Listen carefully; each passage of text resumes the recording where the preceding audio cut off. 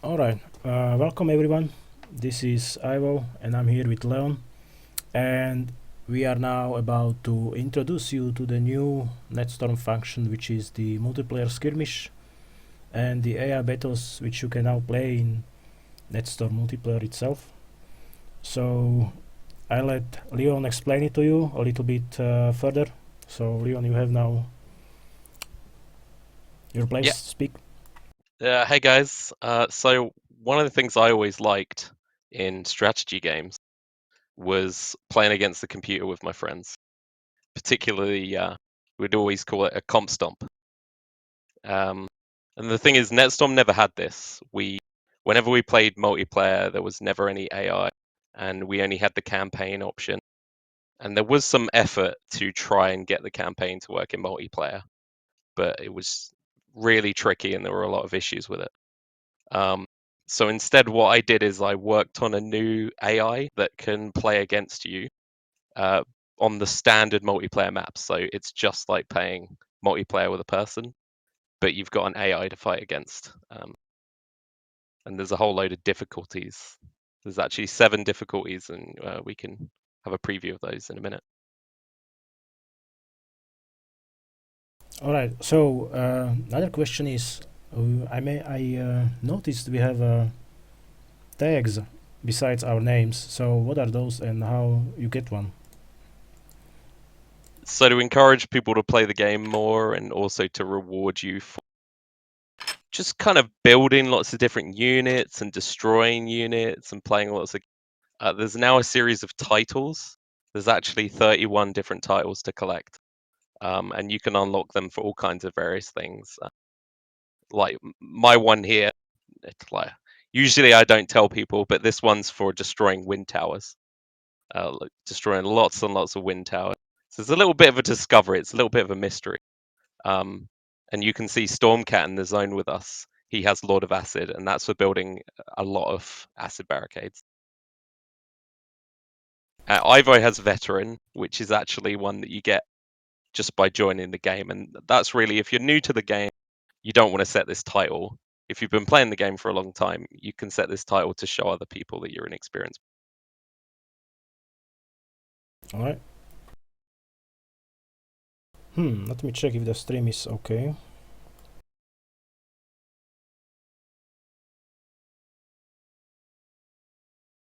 Okay.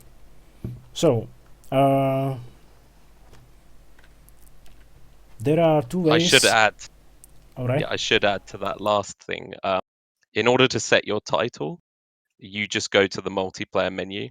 I don't know if you want to show them, Ivo. Do you? Yeah, sure. So I go to multiplayer menu. Yes, then. And you just click on your island at the top, like your fort, your save game. Yep. And then you'll have an option. You'll have a lot of options, actually, including change title. And Change title. there's general titles, and then there's titles for each of the different Fury. And it's kind of a hint as to how to get them. And it will tell you how close you are to unlocking a new title. So you can... I see Espillionaire. And next title. That's a pretty good one. Next title 47%. Then there's sun, wind, rain, thunder. Everything is waiting. Okay. So I'll keep a veteran. And you have to play with that one fort. It doesn't save for all forts, right? It is just for that fort.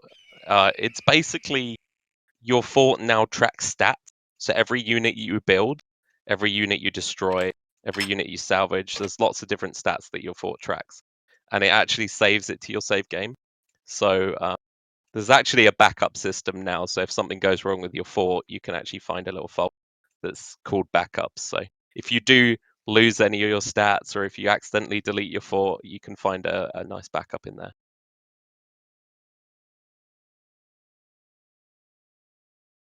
Another thing to say is it only counts what you do in multi. It's only multiplayer. So, and do we plan to have any achievements for single player or versus AI?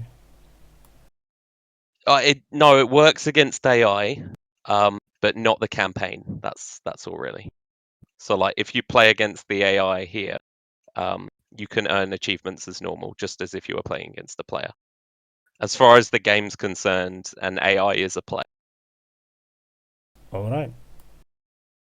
So let's say that I'm a guy returning to Netstorm. I have already played in the past. I just learned that, oh, I can now play versus AI, so I can practice a bit. I can unrust whatever. I can play with whenever there are no players in the game. So what do I do? Right, so if you want to play by yourself, you can just join one of these battle rings. Okay, I join a ring. And at the top, that say game mode, it will say Netstorm stand. If you click on that, it will change it to Netstorm versus AI. All right. Then you'll see two options at the bottom. So the only one relevant for when you're playing like kind of a 1v1 on your own is the difficulty. So it should be automatically set. The mode should be set to humans versus AIs. And then the difficulty is the one that you want to kind of tweak. You want to choose your difficulty. So with the AI opponents, I have three options: human versus AI, north versus south, and none. So none is something like disabled function. Okay. Yeah, disabled. Yeah. Now, when I say North. humans versus AI, what does it mean compared to north versus south? So humans versus AI means that all of the humans will be on one team and all of the AIs will be on another. Whereas north versus south actually means that it depends on your location. So it will always be whoever's at the bottom versus whoever's at the top. And green on the right hand side is with south, and white on the left hand side is with north. So you can actually play 4v4s. Cool. So, what are the AI difficulties about? So I wanted to theme it to the lore of Netstorm. We have dukes and we have princes and stuff like that. And these are based on like royalty names. So you start at the bottom with a knight, and that's the easiest difficulty. That's basically designed for somebody, it's their first ever game in Netstorm, you know. And I mean, specifically built into that is the AI can't build a unit more than once every 20 seconds. So it really is for like brand new players. It gives you time to learn the game while also having something to. And as we go up in difficulty for like new players, you have the Baron and you have the Duke. Baron and Duke is just kind of slightly getting more difficult, whereas Duke is kind of more a fair opponent for players who've played a little bit of Netstorm. From there, Prince basically starts to get more difficult. Prince probably quite a big jump from Duke, because it starts kind of being more aggressive. It starts building more bridges. It starts spreading out. And then as you go up, it actually gets additional money, and it can bridge faster, and it's much more aggressive. Like at Emperor, it's incredibly fast. And you basically, at Emperor, you kind of have to get clever in order to win. So, is it possible to win? Is it not like an impossible AI at the top? The early version of it was basically impossible, but I think Emperor's a challenge. If you want to make it more difficult, you can basically go for smaller maps where you have less time to prepare. But if you really want a challenge, then yeah, Emperor's your bet if you've been playing Netstorm for a while. But unless you're really fast at bridging, it is just going to cut you off completely. Alright, so let's try AI game, but explain how do we play if we want to play as cooperation with other players. So if you want to work together, we've actually got dedicated hosts. You don't have to use them. You can host your own game, but firewalls are an issue these days. A lot of people have routers that they can't necessarily configure. So these dedicated hosts basically solve that problem for you. Yeah, and I want to know that before I could also host Netstorm games, but with the new router I have different IP protocol, which basically doesn't allow me to set up firewall. So I cannot Set up the port forwarding. I cannot set ports. I cannot exclude ports. So basically, I am behind the firewall, and those ports are always closed. So whenever you have this issue and you don't know how to fix it, maybe you can call your ISP provider. Yeah, I mean, it's very difficult to kind of set up these days. But yeah, with new routers, it's much more difficult, like compared to the old days, where I everyone was tried some basically on the old. solution. Yep. Yeah, I tried some solutions, but it would work for some people, but not for other people. Dedicated servers are the way to go. Like almost all the games these days use dedicated servers. Some games use peer-to-peer, but they usually have a relay. Like when you're playing on Xbox, you'll be going through Xbox servers, and if you can't connect, they have a relay. So this basically just solves the problem there. These bots also work for multiplayer as well, so you can actually just fill up the ring where you want to go, and it will like, so if there's 4 of you opposite each other, it will do a 2v2. If there's 2 people opposite, it will do 1v1, and anyone not participating will be set to observe automatically. All right. So host bots are pretty much very new function to Netstorm. So let's start from the beginning and tell folks like how to set a proper game first, or So some basic rules or basic ground rules.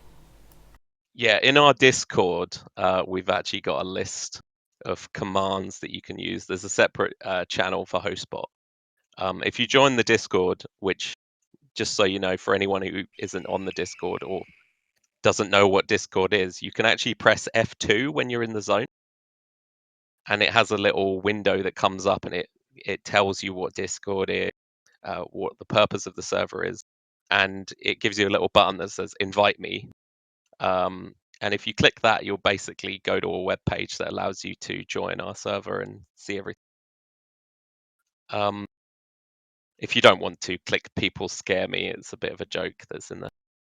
So there's a whole list of commands, and most of them are pretty kind of straightforward. I'll show you. I'll give you an example in the text box now. So it's all lowercase generally. So all of the commands don't use caps lock, don't use shift. So I'll just show you now.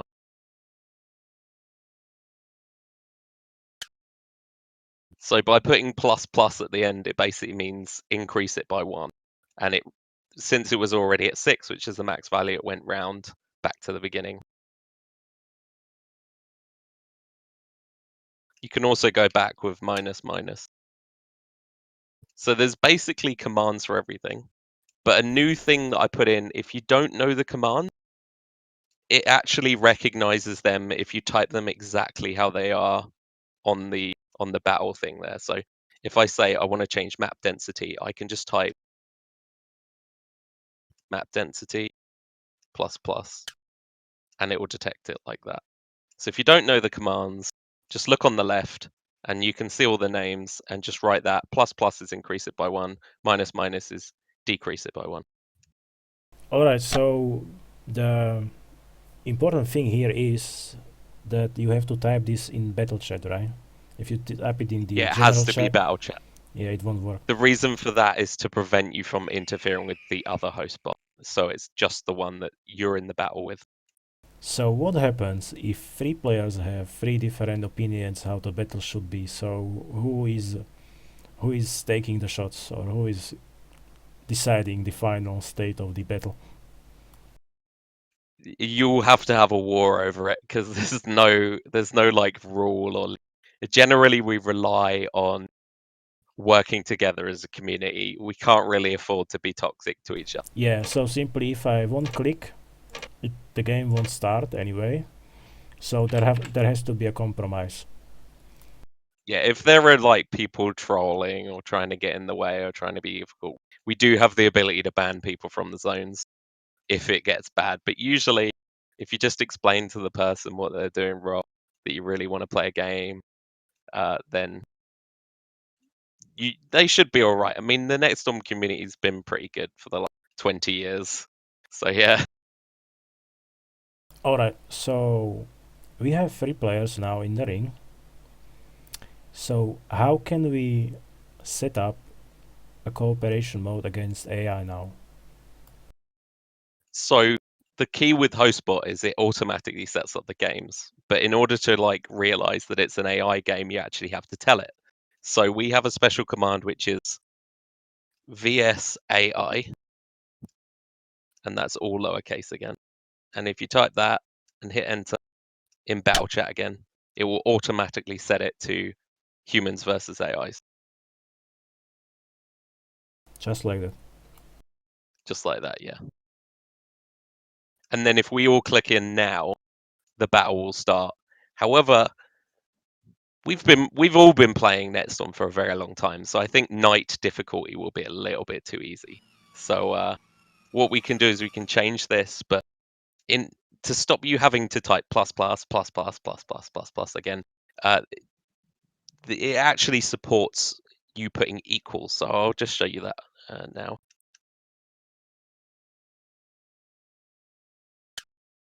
So here I typed AI diff. You can also type AI difficulty or AI difficulty like it's written in the game options, and then I put equals 6. So it sets it to the 6th option.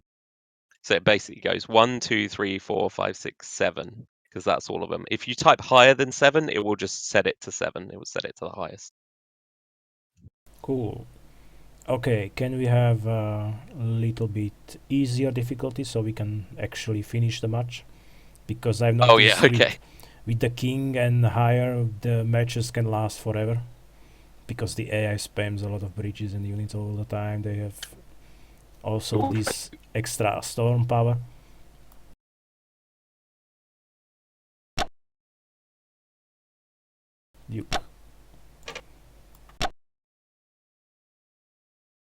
So another cool function I noticed is that we can have shortcuts for building temple and workshops, even outposts. So instead of right clicking your priest and going through the menu, construct, temple and so on, I can just go shift Z or shift Z.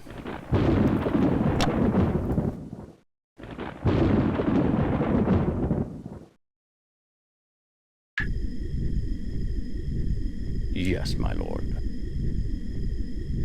Is there an option to change the tempo?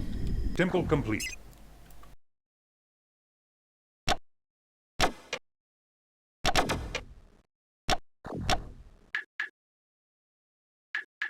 Yes, master.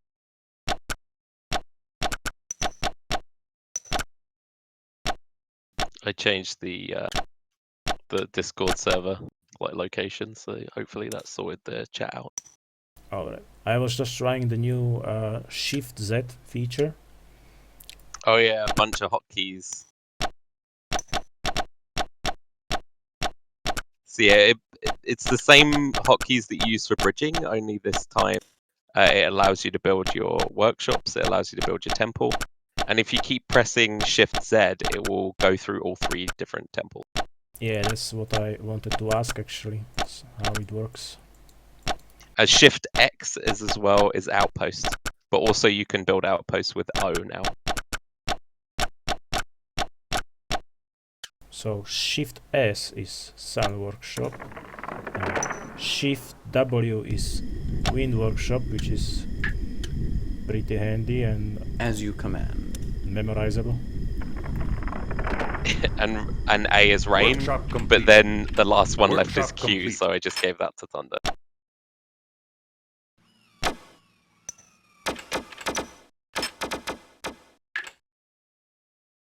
But usually you're not rushing if you're building Thunder. Shift X for outpost. I always use O.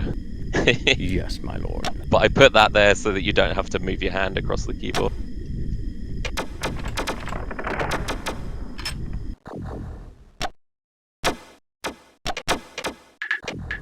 Sailing. So another thing about the lower difficulties is that they won't build on islands. The higher difficulties do, and quite aggressively, and they also build outposts. But this is supposed to be kind of like a learning experience, so it kind of is there to teach you to use the negative space, the unused space, and try and basically kind of use that advantage over the AI to your advantage. Does this difficulty builds outposts or? Not this one. But we can demonstrate that on a higher difficulty when we Yep. because it will build outposts very quickly. Yeah, I would like to show that one. So let's start with which difficulty? Sailing. As you command. It's in the top 4, so I think it's Prince and onwards. Prince, Queen, King, and Emperor. So maybe we can try Prince. Yeah. Did you want to finish this game, or? Yeah. Let's see what the AI will do. They should get more aggressive once we start getting closer to. I see they are trying to outbreach me. Oh, I'm going back and As build you some command. thunder cannons.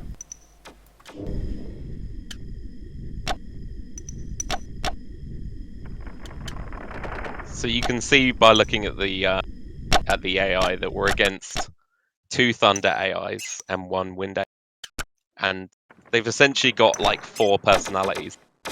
There's a Sun one for the very lowest difficulty, and then there's Wind, Rain, and Thunder, and they'll focus on that tech. But Thunder will also be able to build Sun. So we have 2 thunder guys. One thunder guy will build a sun workshop, Evil Duke.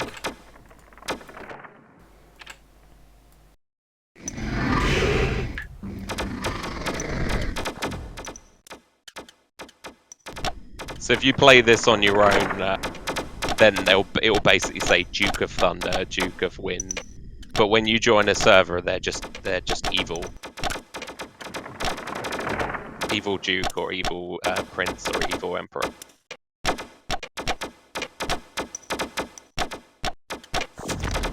You can see they're starting to attack us with thunder cannons.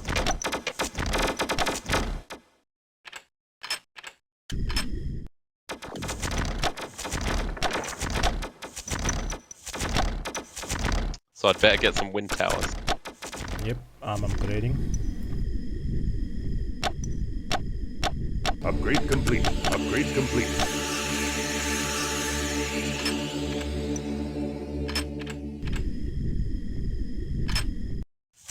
So Duke is actually the 3rd difficulty, so it's still pretty easy at this point. It's Prince and upwards where it starts to get interesting. Upgrade complete. And we should definitely show off Emperor so that people realise that it can get pretty intense.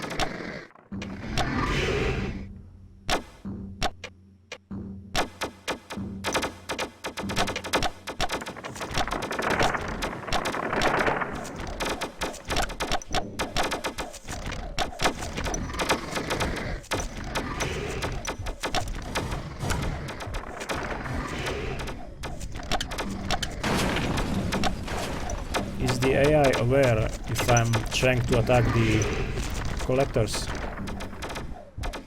Yeah, what it does, it's similar to the campaign. It will avoid geysers where it loses, or geysers, where it loses collectors. So if its collectors keep dying when they try to collect from a geyser, then they will avoid that for like a couple of.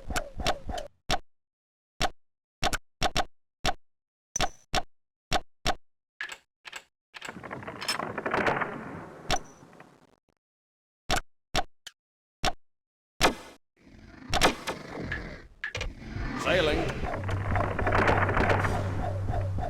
Also, a new thing that the AI can do now is it can actually build things like bulwarks and ice towers in order to defend against air. So it will actually look to see if you're building a lot of air, and it will correspondingly build more. build more blockers, particularly Upgrade bulwarks complete. and ice tower. Alright, so we can see that AI is already finished, so we can draw.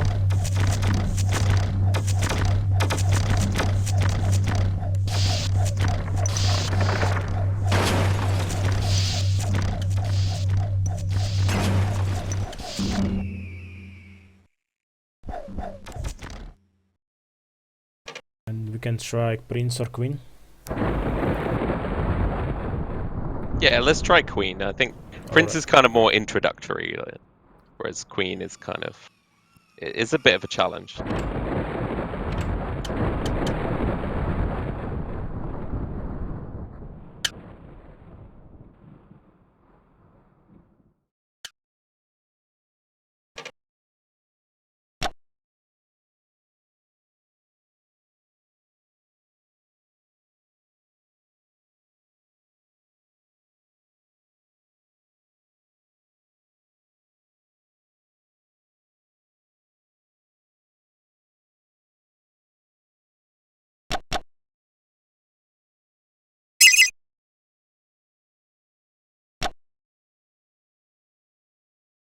We'll highlight people who haven't played for a while. I did a big kind of overhaul on Bolfs to make them worth building. I know there are people who are fans of Bolfs, but they were pretty terrible in the base. Temple complete. So one of the improvements that Fleet made was Bolfs can now carry 2 crystals per trip. Like each time they go to a geezer, they come back with 2 storm crystals. Additionally, they're a little bit faster than they turn a little bit faster is primarily the thing. They're a lot tougher, they're cheaper, and they're invulnerable to air as well, so they can just shrug off any air attack.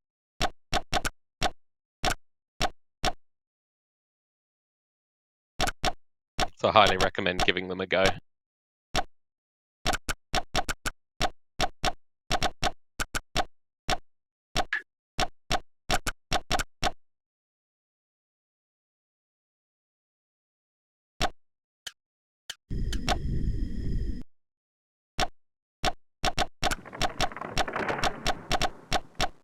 Oh, I can definitely see that AI is Workshop complete. much more aggressive now. So it kind of finds Workshop complete. kind of finds nearby islands with geezers on them, and it will start to kind of plan to build outposts there. And as you see, red is actually outposting, stealing purple's outpost. The AIs aren't very friendly to each other. They're actually pretty greedy, but I'm thinking purple will probably try and take the one near red's base. My lord. I'm gonna try the buffs.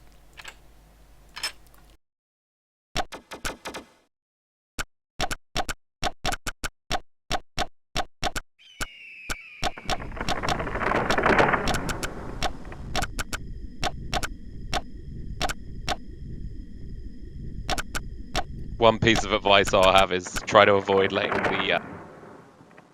the AI flank you, because if they get around the side of you, they'll attack you from multiple places at once. And I'm just losing this bridge war now.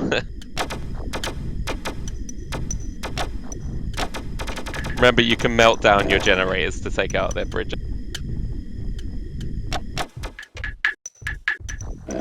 Sometimes it's a very good idea. Is it possible to teach the AI to melt down bridges? So yeah, it's possible to do that. I just think that I don't necessarily think it'll be pretty fun if you have an AI just constantly destroying all your bridges. Maybe as something for a higher difficulty.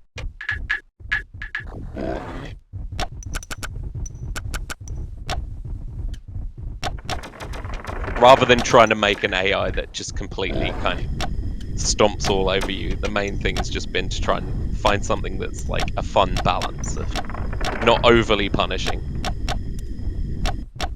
but still challenging, still difficult.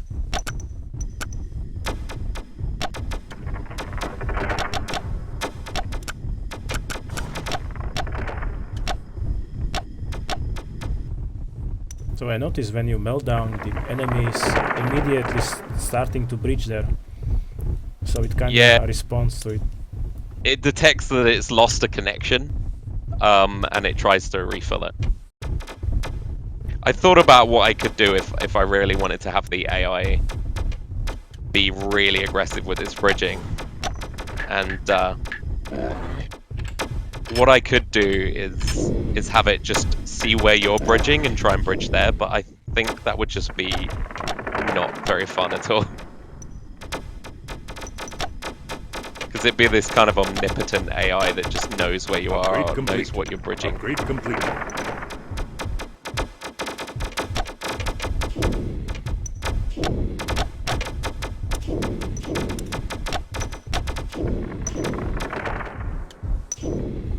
And I will say, if you haven't played the latest version and you struggle with bridging a bit, there's actually an option now called Snap to Valid Location. And what that does is, if you're trying to place a bridge and it's in the red, like you can't build there, it's an invalid location, it will actually snap to a nearby location where it can connect. So instead of being off by like just a few pixels, just off a tiny amount, it will just snap your bridge to a decent place where you can build it. And this was a problem on high resolution screens, whereas like now it's a lot easier to bridge. Unit lost. Upgrade complete.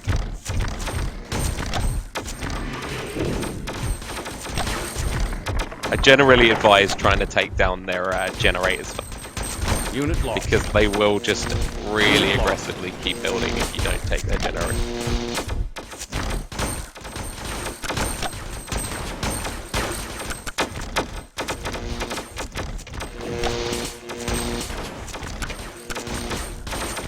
Unit lost. Unit lost. So there is one side effect with these outposts. If two of the AI decide to grab the same post at the same time, then they will actually both build an outpost at the same time. That is something I will fix. Unit lost. I'll basically make it so that if an outpost already exists, then they'll just cancel. This is why we need more testers. This is why we want more people playing it.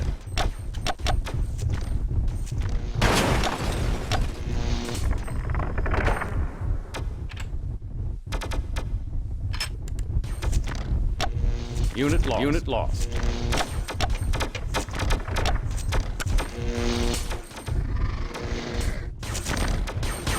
Unit lost. Unit lost. Unit lost. Unit lost.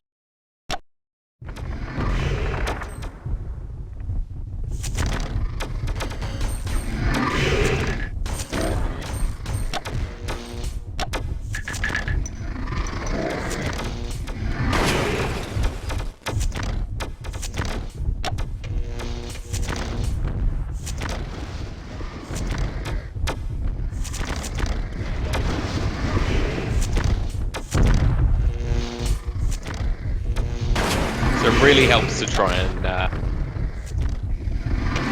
take as much land from the AI as possible.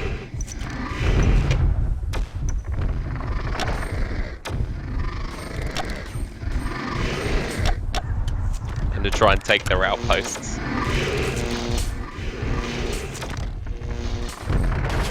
So I'm going to use my thunder cannons to try and push forward here. They're also spamming a lot of towers. Yeah, so if we build a lot of air, like, they will actually try and build the towers to defend against them.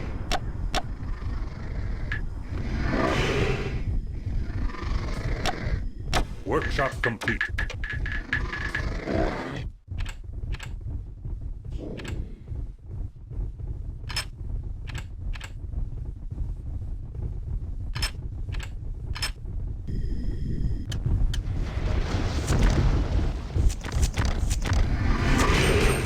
Even though I said bolts are buffed a lot, they're still pretty dumb. So they will absolutely walk off a bridge if you let them. So Unit lost. Like golems, right? Yeah, they're just like golems, except they're way more tough. They carry 2 times as much storm. But yeah, other than that, they're pretty tough. Unit lost. Unit lost.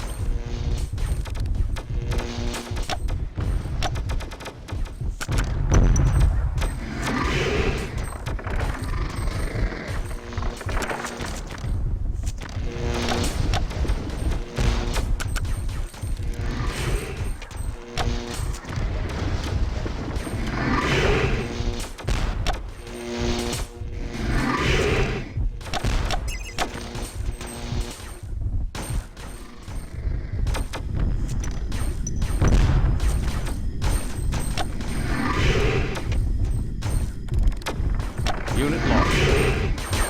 Unit lost.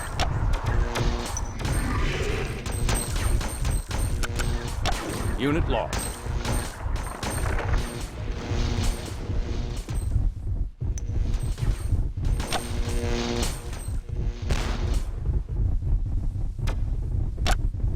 Unit lost.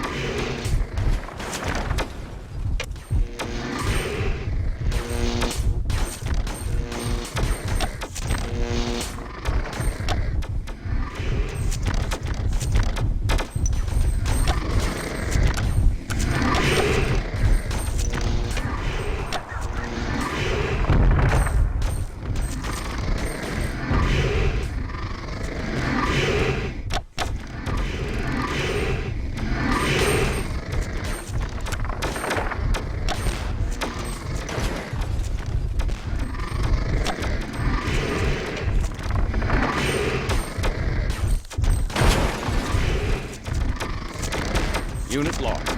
Looks like we're pushed back a bit here.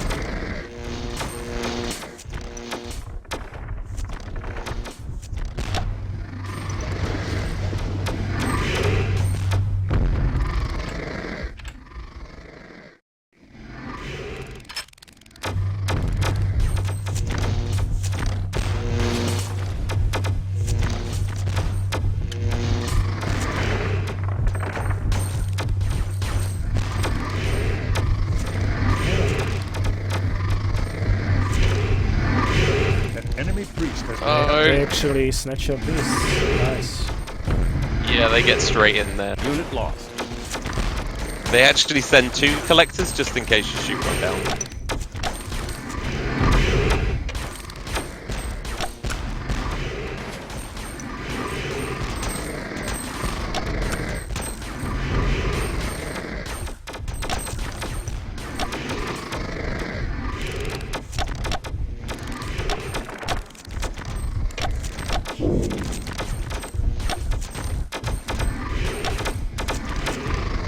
Unit lost. Unit lost.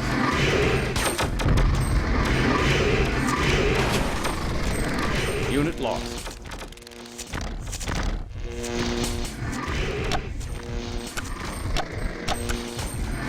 So I think to note is there's a lot of ice towers here. The problem with ice towers is they regenerate. But now with acid barricades, you can actually permanently destroy ice towers.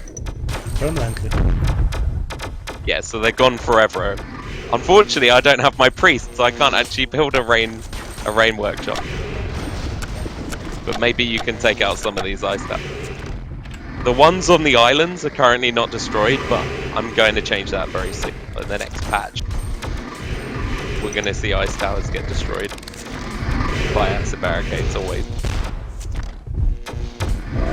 So the counter to rain is more rain. Unit lost. Unit lost. Seems like my boss Unit End lost. of the Unit books. lost. Yeah, I've actually been recording the statistics for a long time, and because Bolfs are so tanky, they're so tough now, and so hard to kill, that 70% of them die by falling. It's the leading cause of Bolf deaths. Now I don't have any storm power. I can send you some.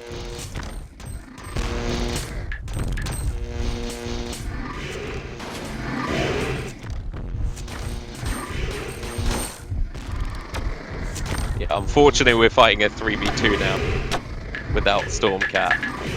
Aye, aye, sir. So it is a bit tough, and the AI will work together, they will build off each other's Aye, sir. bridges, and they'll kind of like focus down some key target. So you really don't want to let them bridge anywhere near your temple.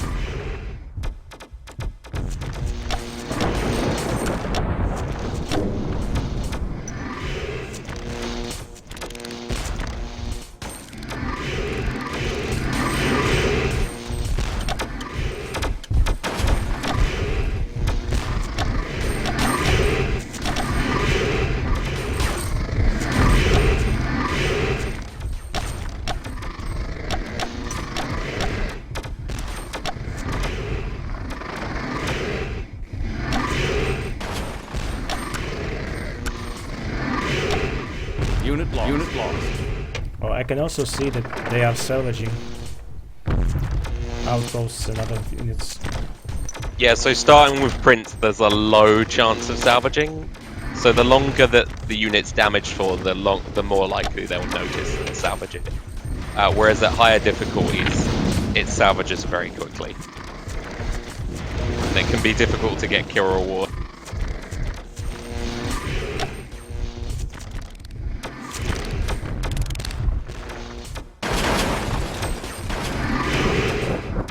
Fun fact as well, they'll also upgrade their workshops if you try to destroy them. As long as they're not already at the max level. So if their workshop reaches 50% HP, then they will try to upgrade it in time to get it a full heal.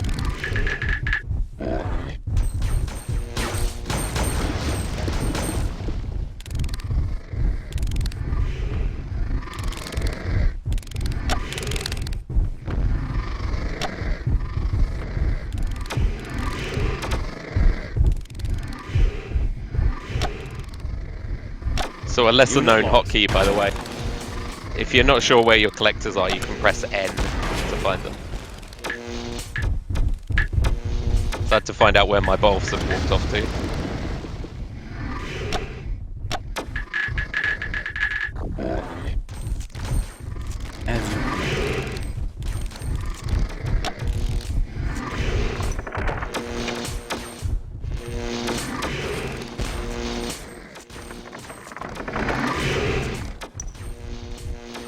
So the AI won't actually sacrifice to you, but they will take your prick. So if you feel like you're losing, and you feel like you want to give up, you can either salvage your temple and decide... Unit lost. I think you could just leave vulnerably at any time against the AI, or you can hit draw, and you can declare a draw as a team. And I don't know if we're pushing back, Ivo. Do you want to call it that? Yeah, sure, we can call it. We can... Looks like it would be a long battle. Unit lost. I think we could have won it if I'd got more bridges in. If I'd bridged more aggressively at the beginning. It's also harder if you are just 2 players against 3. That is true.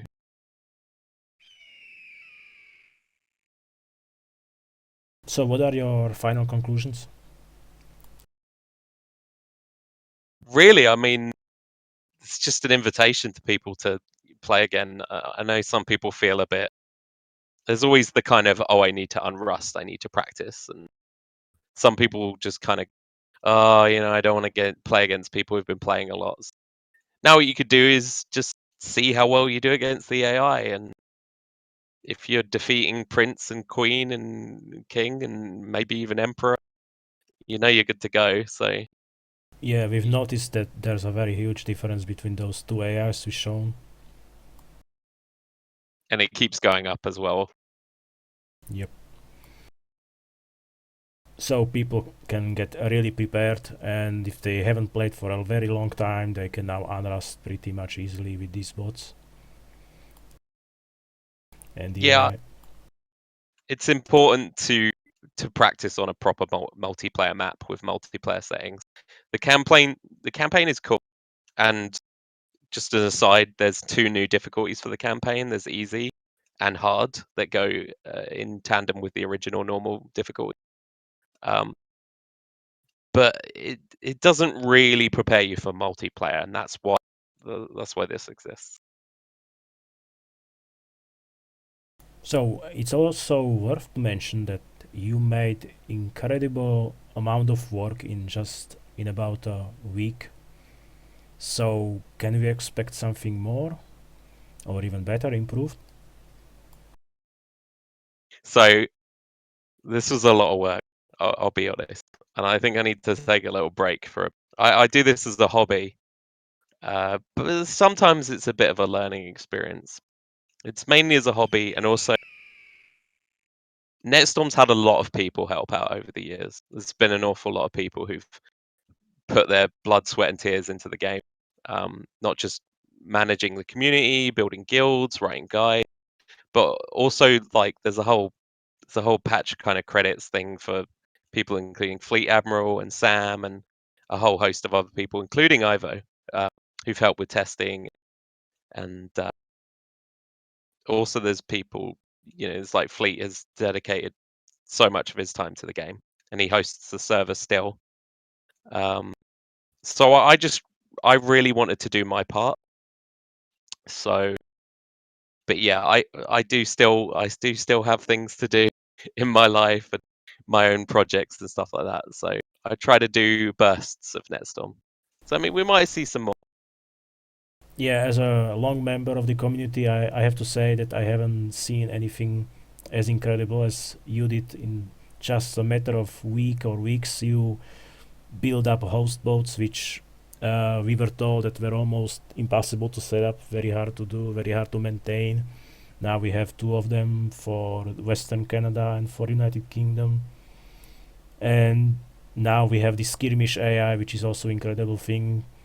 I always heard like the AI won't be ever that smart, to have been in multiplayer games, and it was also impossible to set up the outpost mechanic. And now we can see that the AI is quite capable of doing all these things.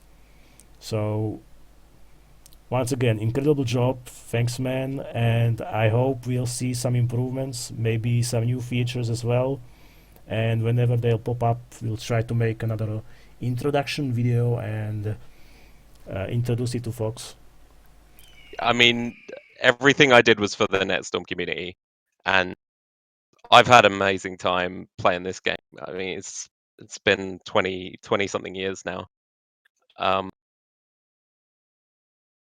I mean, I picked up programming. I am actually a professional programmer, and I picked up programming because of Netstorm. It inspired me to get into games design.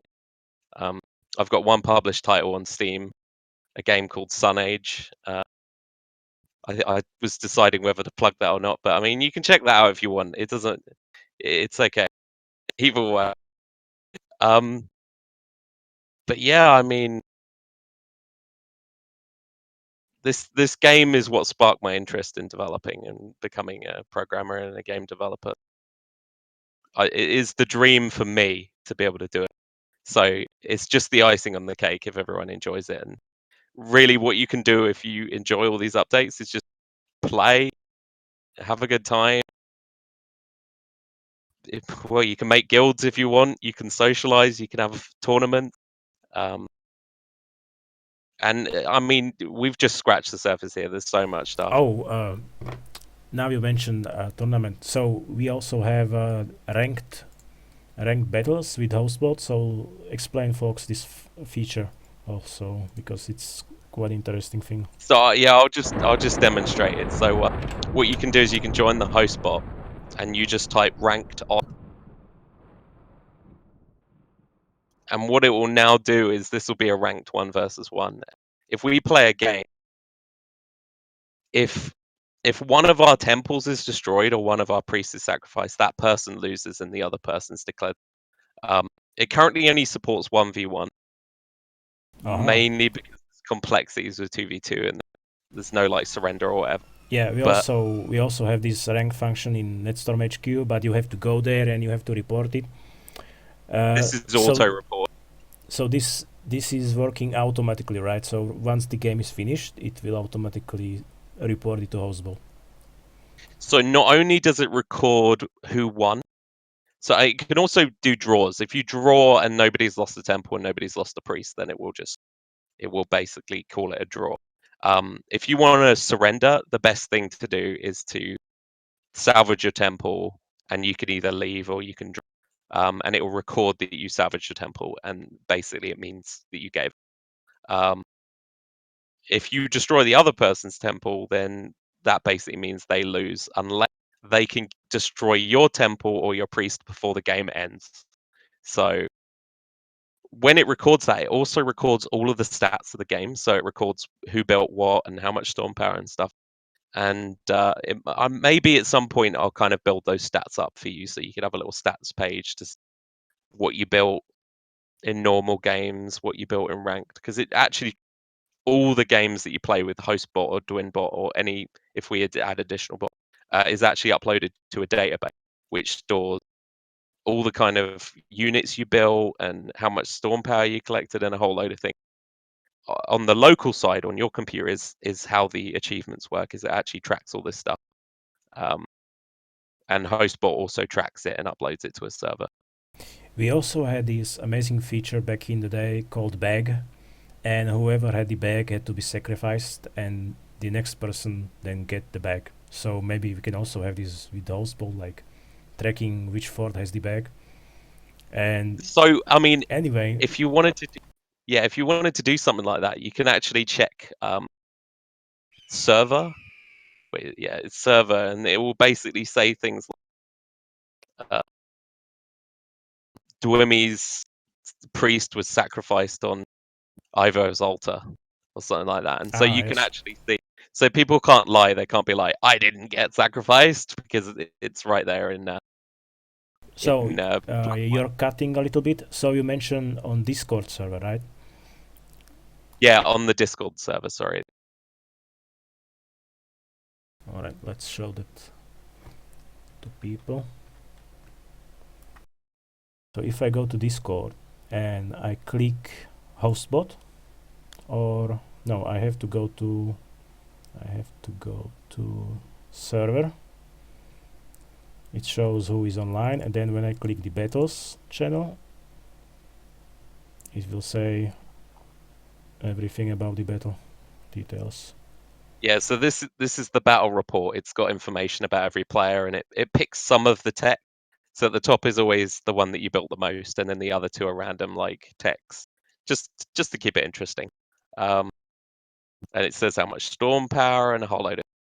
On the server, you can actually see some preview of what happened in the battles, if anyone lost a temple, if anyone's priest was sacrificed. But you can also see people logging onto and leaving the server and who's going into battles. You can kind of just see if people are playing Netstorm or see who's been logging onto the zone without having to start up the game.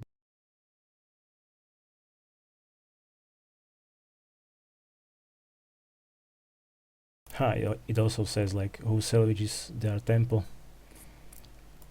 Yeah, so that basically is like a saying, "Oh, I surrender. I give up." Nice. All right, I think this covers up everything. Unless you want to have anything more to say. Just that we've got an event every Sunday, the last Sunday of the month. Sorry, the last Sunday of every month is what I call the storming. It's basically an invitation to all fans of Netstorm and all Netstorm players to come on that day. Even if you don't play normally, and even if you play other, it's just one day a month to just enjoy Netstorm again and live the glory days. We actually get quite a lot of people. We've actually had over 40 games being played in these events with, I think, 14 different players on one event. I'm trying to see if we can get more people. Generally, the best thing is invite people you used to play Netstorm with, invite your friends.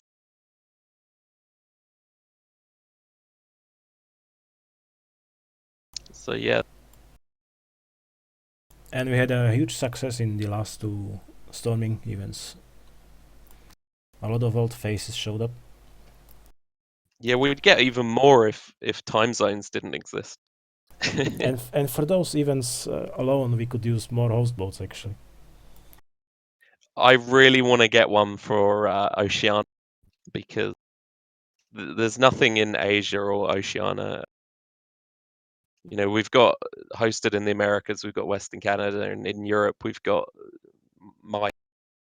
which is just downstairs in the United Kingdom, southeast, not that far from London. And I think Dwin's is in Toronto or something. So I mean, ideally we'll get a third that will kind of cover the eastern and the southern hemisphere. All right, nice. So thanks, Leon, aka Dude, Where's My Island? Yeah. I really hope we see more folks now in the skies of Netstorm. And remember to download the game from the netstormhq.net and check out our Discord if you have any questions or if you want to socialize. Go on and meet us there. So thank you everyone for watching this introduction. Enjoy.